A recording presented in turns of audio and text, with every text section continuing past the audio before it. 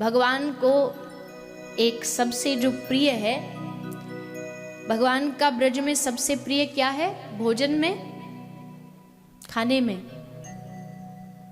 माखन। उस माखन चोरी की भगवान ने लीला आरंभ की।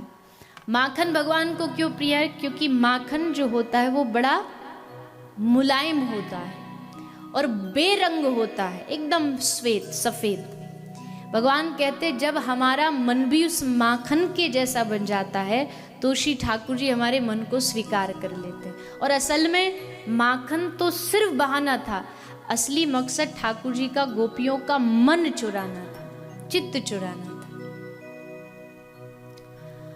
और माखन कहां से आता है? कहां से आता है? गौ माता से। पर आजकल के बेचारे हमारे छोटे छोटे युवा बच्चे हैं, पढ़ रहे हैं, उन बेचारों को ये भी नहीं पता कि ये जो माखन है ये कहाँ से आता है, इसका स्रोत क्या है, गाय की हमारे जीवन में क्या महिमा है। क्योंकि घर पर परिवार में कोई गौ माता की चर्चा नहीं होती।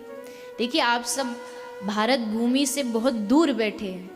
अब उस भूमि से दूर बैठे रहने के कारण आपको और अधिक ज़्यादा मेहनत करनी पड़ेगी अपने बालकों में, अपने बच्चों में भारतीयता को लाने के लिए। क्योंकि हर एक जो बच्चा है जब वो अपने धर्म की चीज़ों की जब वैल्यू समझेगा, उसकी महिमा समझेगा, तभी तो वो अपनी आगे आने वाली पीढ़ी को उसका महत्व बता सकता है।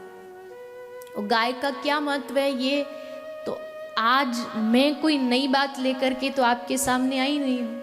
हमारे सनातन धर्म की जो नींव है वो गाय है। वेद कहता है धरती 7 स्तंभ 7 पिलर्स पर खड़ी है। गौभिर विप्रैश्च वेदैश्च, जिसमें पहला जो पृथ्वी का स्तंभ है वो है गाय।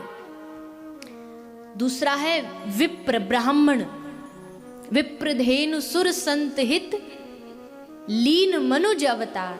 भगवान क्यों मनुष्य बने? विप्रों की रक्षा के लिए, धेनु गाय की रक्षा के लिए, संतों की रक्षा, उनकी सेवा के लिए। लेकिन आज उन्हीं चीजों में कमी है। विप्र माने ब्राह्मणों का जिस प्रकार सम्मान होना चाहिए उसमें कहीं कमी है। गौ माता का जिस प्रकार सम्मान होना चाहिए उसमें कमी है। और ये कमी तभी दूर होगी जब चाहे विश्व के किसी भी कोने में कोई बैठा हो, घर में गाय नहीं है चलेगा, लेकिन दिल में गाय जरूर होनी चाहिए, दिल में गौ माता होनी चाहिए। परेशानी ये नहीं है कि हमारे घरों में गाय नहीं, परेशानी ये है कि हमारे दिलों में गौ माता नहीं है। गौ माता की जो महिमा उसको बताते बताते महापुरुषों ने कोई शास्त्र नहीं छोड़ा, कोई वेद नहीं छोड़ा। बताइए दुनिया का ऐसा कौन सा प्राणी होगा जिसका मलमूत्र तक भी पूजनीय हो? कोई है आपकी नजर में जिसका मलमूत्र भी पूजा जाता हो? लेकिन गौ माता एक अकेली ऐसी जीव प्राणी है जिसका मलमूत्र, लक्ष्मी का वास है गाय के गोबर में। लक्ष्मी जी का निवास गोवर यानी गाय का वर, गाय का वरदान वो गोबर है। ये बात लोगों को नहीं समझ आई, लेकिन धीरे धीरे जैसे जैसे आयुर्वेद ने रिसर्च की, यहाँ तक कि विज्ञान ने भी धीरे धीरे चीज़ों को समझा कि अरे भारतीय इतने गाय के पीछे क्यों पड़े, चलो कुछ खोजा जाए। तब उनके द्वारा जो खोजा गया, अब विज्ञान आकर के हमसे कहे कि हाँ गाय में ये है, तब हम माने, और शास्त्र कहे न माने, ये तो पागलपन है। शास्त्र हजारों लाखों वर्षों से जो अनादि है वो शास्त्र कह रहा है कि गाय की क्या महिमा है, लेकिन फिर भी हम नहीं समझते। मैं बार बार निवेदन करती हूँ कि कुछ कुछ हमारी पद्धति विलुप्त होती जा रही, उनको संभालिए। अभी कार्तिक आएगा, कार्तिक में अमावस्या आएगी।